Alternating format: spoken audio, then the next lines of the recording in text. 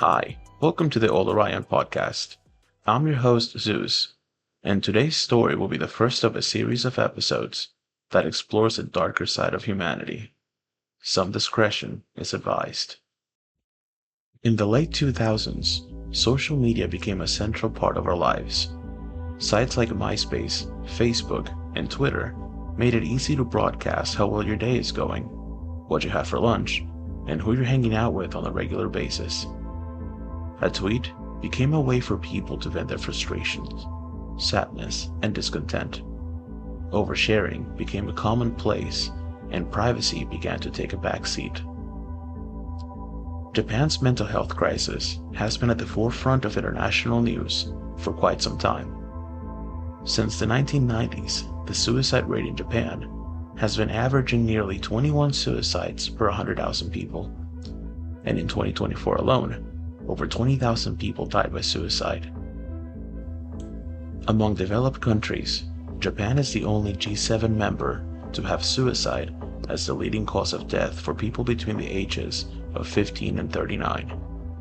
And this is where today's story begins. On October 31st, 2017, police officers in Zama City, Japan, made a gruesome discovery that shattered a local sense of security and left people worldwide questioning if publishing that last tweet was a good idea at all. Takahiro Hiraishi was a longtime resident of Zama City, Japan. During his high school years, he was described as a quiet kid who kept to himself. He had average grades and participated in sports, as well as the school's track team.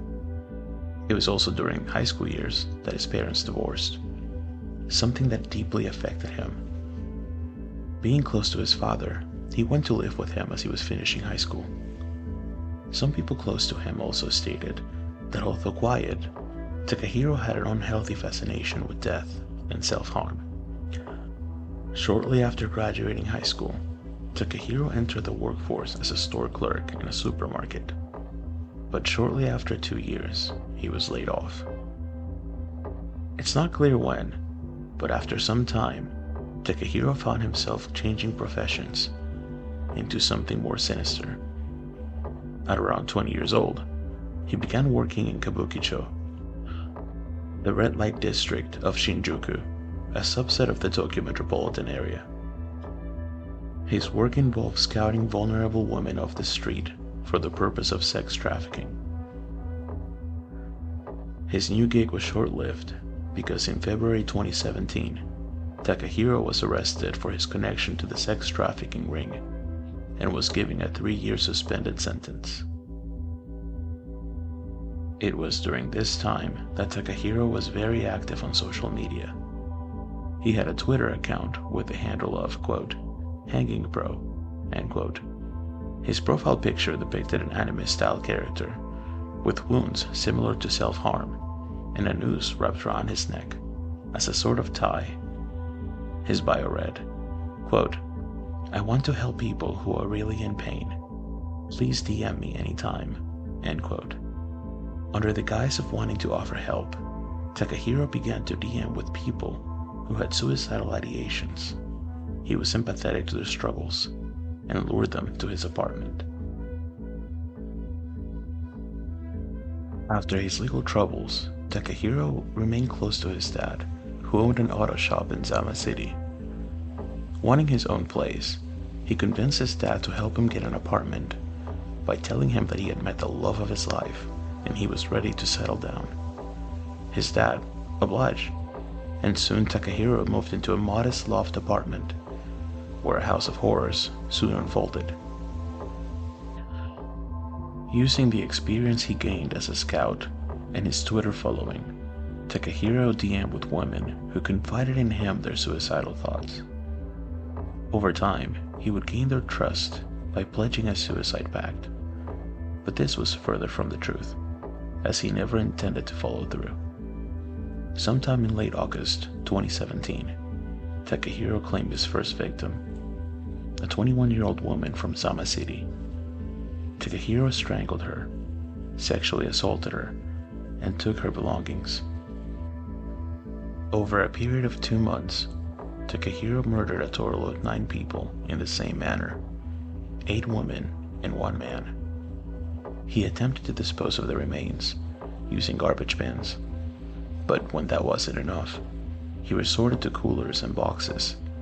His neighbors would often complain of the weird smell coming from his apartment, similar to rotten meat. Things began to unravel for Takahiro when a concerned boyfriend of one of his victims lost contact. He began to search for her, and eventually finding the apartment leading to Takahiro. When confronted about the missing woman, Takahiro murdered him in an attempt to cover his tracks. That would not be the last time that someone looking for their loved one found Takahiro instead. A local grief-stricken girl went missing. She had lost her mother months prior to her disappearance. Her brother, worried about her whereabouts, began to investigate and eventually gaining access to her Twitter account. He saw that she DM'd a profile numerous times by the handle of Hanging Bro. While investigating, he encountered a woman who had previously run into Takahiro, but declined to meet up with him. Worried that Takahiro might have kidnapped his sister, he involved the police, and promptly, a sting operation was underway. The woman contacted Takahiro, asking to meet up, and once back at his apartment, the police came knocking. When confronted by officers about the missing girl, Takahiro simply stated, "She's in there," pointing to one of the many coolers in the apartment. On October 31st, 2017, Takahiro was promptly arrested, and soon, police officers found out the extent of his crimes. Police recovered the remains of 9 people, mostly bones, and limbs in various stages of decomposition. This instantly became a breaking story with the media, quickly naming him the Twitter killer. Takahiro was initially charged with abandoning bodies, but was later formally indicted for murder, abandoning bodies, sexual assault, robbery, and dismemberment. It would take 3 years before Takahiro would take the stand in his own trial. On September 30th, 2020, his defense argued that regular murder charges shouldn't apply since his victims consented to being killed by him. But Takahiro torpedoed his own defense by refusing to answer questions while testifying. When asked if he had any intentions of answering any questions, he simply stated that he did not. After a short recess, the defense stated that they had no further questions for him. During his trial, Takahiro stated, quote, "I'm ready to admit my guilt and incur the punishment without appealing to a high court," end quote. At a later time, during an interview with the newspaper Asahi Shimbun, Takahiro revealed his motives for the gruesome murders. When asked about his first victim, he stated that he never felt suicidal and was pretending to be in order to gain the woman's trust. Quote, "It was easier for me to convince people with worries and other issues and manipulate them to my way of thinking," end quote. When prosecutors asked him for the motive behind the killing, he stated that he murdered her in order to not repay her, and that she never consented to being killed. Takahiro was found guilty of all counts of murder, sexual assault, and dismembering. On December 15th, 2020, he was sentenced to death by hanging. Japan is one of the few countries in the world where the death penalty still exists.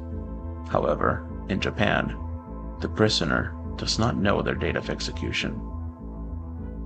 On June 27th, 2025, Takahiro was executed by hanging in Tokyo, Japan. Thank you for listening to this episode of the Old Orion podcast. If you like today's story, leave a review and hit the like button. To stay up to date, don't forget to follow or visit our socials. Links are in the bio. Until next time, stay safe.